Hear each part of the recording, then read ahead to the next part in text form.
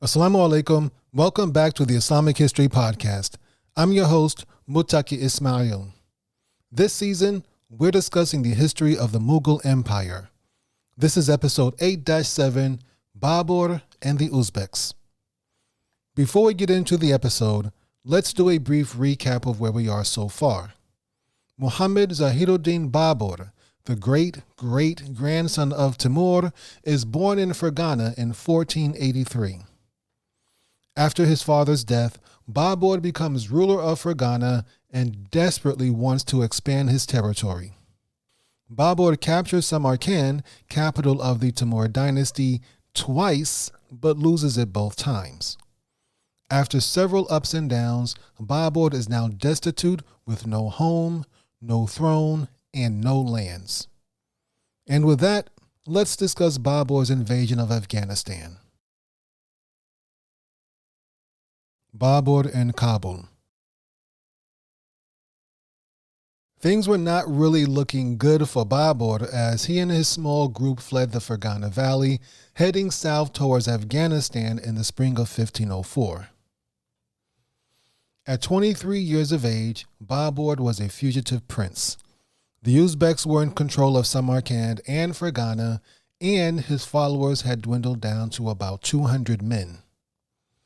Everyone in his group traveled on foot. Though many of them were royalty, their clothes looked like they belonged to peasants.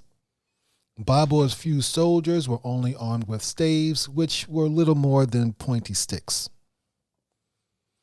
What Babur did have an abundance of was charm and charisma. He used these tools and his royal pedigree to win allies and soldiers to his side. In this manner, he slowly grew his following as he traveled. His brother, Jahangir, was traveling with him and also had a small military contingent. We discussed Jahangir in the previous episode. This was the brother who took over Andajan when Babur got really sick and everyone thought he was going to die. But by now, the two brothers had made up. Jahangir only remained with Babur during the early part of his journey. Eventually, Jahangir left Babur to try his luck in Khorasan. In June 1504, Babur reached Kabul where Jahangir soon rejoined him. Evidently, whatever adventure Jahangir was looking for in Khorasan didn't work out. Kabul had once been ruled by one of Babur's uncles, but by this time, it was being ruled by a non-Timurid named Mughal. Babur, together with his brother Jahangir, proceeded to attack Kabul. Jahangir took the right flank while Babur commanded the center. Eventually, the ruler of Kabul surrendered to Babur, who allowed him to flee with his family and retinue to Kandahar. Babur followed this victory up with the conquest of Ghazni, about 80 miles south of Kabul. Within a year, Babur had added 2 major cities and a large chunk of Afghanistan to his new territory. Babur actually wound up falling in love with Kabul. He just loved the city and would always have a strong attachment to it throughout his life. He even requested that he be buried in Kabul, and that is where his tomb remains to this day. Babur described Kabul in great detail in his memoirs, the Babur Nama. Let's go through a few of them now. In this first excerpt, Babur talks about a mountain near Kabul called Shah of Kabul. Its walled town connects with one of these, rather a low one known as Shah of Kabul, because at one time a Hindu Shah of Kabul built a residence on its summit. Shah of Kabul begins at the Durin Narrows and ends at those of Dhihi Yaqub. It may be 4 miles around. Its skirt is covered with gardens fertilized from a canal which was brought along the hill slope in the time of my paternal uncle. The water of this canal comes to an end in a retired corner, a quarter known as Kolkina, where much debauchery has gone on. Here's another excerpt where he talks about Kabul as a major trading center. Just as Arabs call every place outside of Arabia Ajam, so Hindustanis call every place outside Hindustan Khorasan. There are two trade marts on the land route between Hindustan and Khorasan, one in Kabul, the other is Kandahar. To Kabul, caravans come from Kashgar, Fergana, Turkestan, Samarkand, Bukhara, Balkh, Hisar, and Badakhshan. Kabul is an excellent trading center. If merchants went to Cathay, that is China, or Rum, that is Trebizond in Anatolia, they might make no higher profit. And here's another one where he talks about the different ethnic groups in Kabul. There are many differing tribes in the Kabul country. In its dales and plains are Turks and clansmen and Arabs. In its towns and many villages, Sarts. Out in the districts and also in villages are the Pashaj, Paraji, Tajik, Birki, and Afghan tribes. In the western mountains are the Hazara and Nigdiri tribes, some of whom speak the Mughali tongue. In the northeastern mountains are the places of the Kafirs, such as Kitur and Gibrik. To the south are the places of the Afghan tribes. After 8 years of struggle and fighting and warfare and many ups and downs, Babur had finally found some peace and tranquility. He engaged in agriculture. He planted fruits, trees, and gardens. He wrote poetry. He also sponsored the arts, beginning a tradition that would continue with many of his descendants. Babur divided his newly conquered lands amongst the various Timurid princes. He placed Jahangir as ruler of Ghazni. In fact, Kabul became a refuge of sorts for many of Timur's descendants. These were the princes fleeing the Uzbeks led by Babur's archenemy, Shaybani Khan. Don't worry, we'll get to him soon enough. Even though Babur enjoyed this peaceful period of time in his life, it wasn't long before his adventurous side got the best of him. He consulted with his advisors as to where he should go next, and they suggested that he attack India. In January 1505, barely 4 months after capturing Kabul, Babur led his army eastwards toward Hindustan, or India as we call it today. He crossed over the Khyber Pass, going through the rugged mountains of Afghanistan, then marched to the Indus River. Ultimately, Babur chose not to cross the river, instead turning south towards Kohat, Pakistan, about 85 miles west of the modern city of Islamabad. Babur's army raided Kohat several times, plundering the local Afghans at will. He then went on to attack the city of Hangu in northwestern Pakistan. This time, however, he faced fierce resistance before finally defeating the Afghans. With this victory, Babur proved he truly was descended from Timur and Genghis Khan with a terrible display of brutality. After defeating the Afghans at Hangu, he had them all beheaded. Then he built a tower of skulls from their heads. This was the first time that Babur mentioned such an act in his memoirs, and he doesn't give any explanation for this bizarre, brutal behavior. But rest assured, this was not his last time. From Hangu, Babur marched 40 miles south to Banu, where he again defeated the local Afghans. He again took more plunder and again built more towers of skulls. Finally, in March 1505, just after Eid al-Fitr, Babur headed back to Kabul following the Indus River to the Kohi-Suleiman Mountains.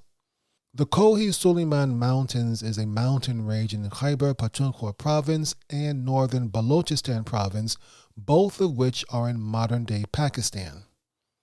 From Pakistan, the Kohi-Suleiman Mountains go on into Afghanistan. As Babur and his army traveled through these mountains, they were attacked by local Afghan groups. To be fair, Babur did his fair share of attacking local Afghans as well. He finally made it back to Kabul in May 1505, where his mother passed away less than a month later. Shaybani Khan. After a brief respite, Babur decided to invade Kandahar about 280 miles southwest of Kabul. But Then he got sick and Kabul got hit with an earthquake, so those plans were put on hold for a while.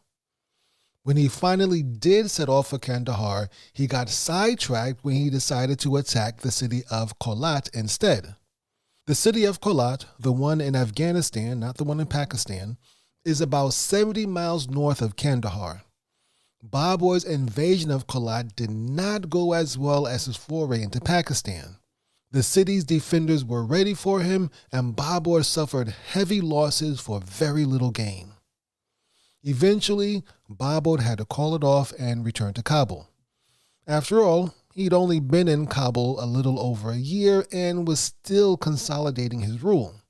He could not afford to take such heavy losses on side quests like Kolat. Meanwhile, Babur's old nemesis, the Uzbek warlord Shaybani Khan, was driving the Timurids out of Central Asia. These were the various descendants of Timur, whose once great empire covered much of Central Asia and the Middle East. In late spring 1506, Shaybani Khan laid siege to Balkh, then sent an army to attack Badakhshan. Badakhshan is a region covering eastern Tajikistan and northern Afghanistan.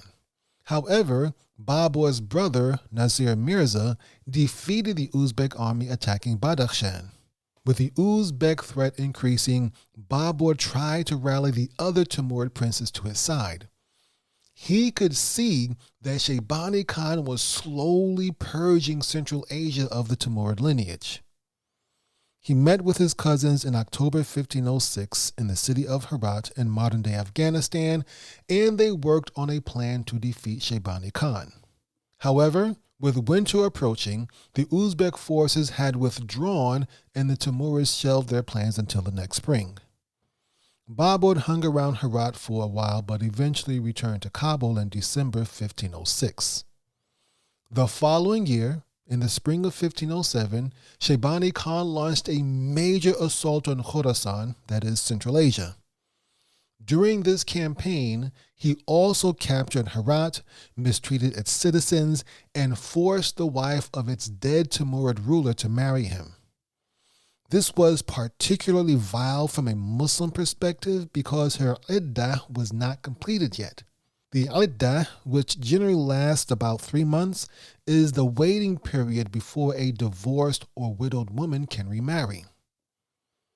While Shaybani Khan was taking Herat, Babur was attacking Kandahar, finally capturing the city in 1508. He then appointed his brother, Nasir Mirza, his deputy in Kandahar, and then he returned to Kabul.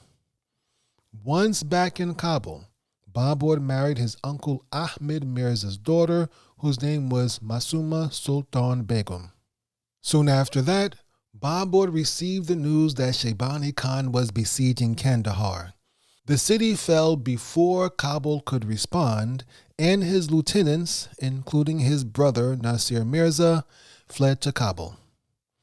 With this victory, Shaybani Khan had removed all of the Timurid princes from Central Asia except for Babur, and Shaybani Khan desperately wanted to get rid of him as well. Babur and Shaybani Khan were on a collision course. Babur wanted to destroy Shaybani Khan just as much as Shaybani Khan wanted to destroy him. As the last major Timurid ruler, Babur, at only 25 years of age, declared himself Padishah, which means emperor. Before this, Babur and the other Timurid rulers simply used the title Mirza, which means prince. Samarkand again. Around the same time, in March 1508, Babur's first son, Humayun, was born in Kabul.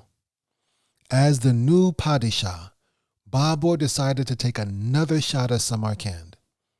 As we discussed in the previous episode, Babur had captured and lost Samarkand twice already. Despite his recent successes, however, he knew he couldn't take Samarkand on his own. The Uzbeks and Shaybani Khan was just too strong. But the Uzbeks were also at war with the Safavids of Persia. The Safavids were a Shiite Persian dynasty that ruled over much of Persia at this time.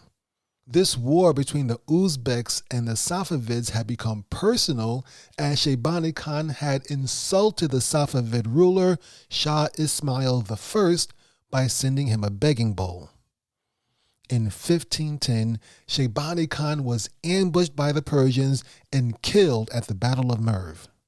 Then Shah Ismail had Shaybani Khan's body dismembered and sent to various parts of his empire. Finally, it's not over yet, Shaybani Khan's skull was set in gold and turned into a drinking goblet. As a gesture of kindness, Shah Ismail even returned Babur's sister to him. As discussed in the previous episode, Shaybani Khan had forcibly married her after he captured Samarkand from Babur back in 1501. Babur used this kindness from the Safavid emperor as an opening to form an alliance. Perhaps, with their help, he could get Samarkand back. Shah Ismail agreed to help, but wanted Babur to become a Shiite in return. If Babur was not willing to do that, he at least had to wear a Shiite-style turban and robes. Additionally, Babur also had to deliver the Friday khutbah and strike coins in the name of the Shah.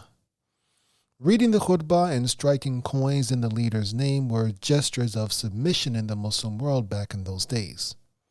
In some respects, one could argue that Shah Ismail was really trying to turn Babur into a vassal of the Safavid Empire. But Babur really wanted Samarkand. So he agreed to these terms, and with the help of the Safavids, he wound up capturing Samarkand for a third time in 1513. Along with Samarkand, Babur also captured Bukhara. But this did not last very long. Both of these cities were predominantly Sunni Muslim. The citizens of these cities were shocked and upset to see Babur with a Shiite turban on his head, wearing Shiite robes, and praising a Shiite emperor during Friday worship. The Uzbeks, whom Babur had displaced, used this to turn the people against him.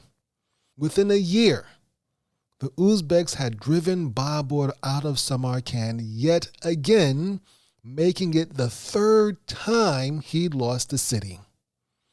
Babur returned to Kabul in 1514, effectively ending his alliance with the Safavids. Shah Ismail had no use for Babur if he wasn't ruling Samarkand, and Babur didn't really like depending on the Shah's support. Even though he was only able to capture Samarkand with the Shah's army, this same dependency had ultimately cost Babur the city anyway. The Ottoman Empire steps in. It wasn't long after this failure that the Ottoman Emperor, Selim I, reached out to Babur, hoping to convince him to return to the Sunni fold. Sultan Selim considered himself the supreme leader of all Sunni Muslims, and he did not like the idea of a Timurid prince becoming a Shiite. But the Ottomans needn't have worried because Babur's conversion was purely opportunistic and only to get Safavid support for Samarkand. Once that was no longer a factor, Babur returned to Sunni Islam. Before all this business with the Safavids and Samarkand, the relationship between the Ottomans and Babur had been a little rocky. You see, the Safavids and the Ottomans were rivals, similar to how Saudi Arabia and Iran are rivals today. First of all, they shared a border which automatically put them at odds with each other. They also represented two different Islamic ideologies. The Ottomans were Sunni, while the Safavids were Shiite, and neither empire recognized the legitimacy of the other. And, as we mentioned earlier, the Uzbeks, led by Shaybani Khan, had been at war with the Safavids. Hence, using the old saying, the enemy of my enemy is my friend, the Ottomans provided weapons to the Uzbeks in their fight against the Safavids. However, the Timurids and the Uzbeks were also at war. This indirectly put Babur and the Ottomans on opposite sides, even though they were both Sunnis. But with Shaybani Khan gone, the Ottomans now saw an opportunity to mend things with Babur. Sultan Selim began sending several Ottoman soldiers and specialists to assist Babur. This included some very accomplished and highly regarded military figures. Among these was Ustad Ali Quli, who was an excellent artilleryman. Also included was Mustafa Rumi, an Ottoman general who was also an expert with matchlock infantry. Matchlock was an early type of firearm that was more like a small handheld cannon. When the trigger was pulled, it dipped a lit fuse into priming powder on top of the gun. The priming powder ignited the main charge, which then shot a steel ball through the gun's barrel. These two Ottoman warriors, Ustad Ali Quli and Mustafa Rumi, would be pivotal to Babur's campaign in India. So far, we have mentioned two of the three so-called gunpowder empires of the Muslim world. We discussed the Ottoman Empire, and we have discussed the Safavid Empire. And now we are about to go into the story of the third gunpowder empire, the Mughal Empire. In the next episode, we will discuss Babur's initial invasion into India.